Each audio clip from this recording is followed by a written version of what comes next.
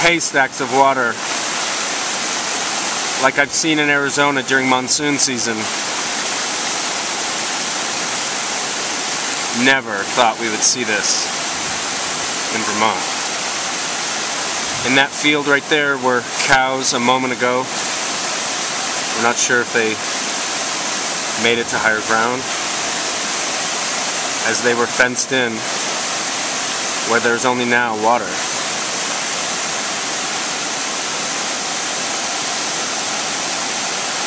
We don't know if this bridge will exist tomorrow. The cheese plant is now an island.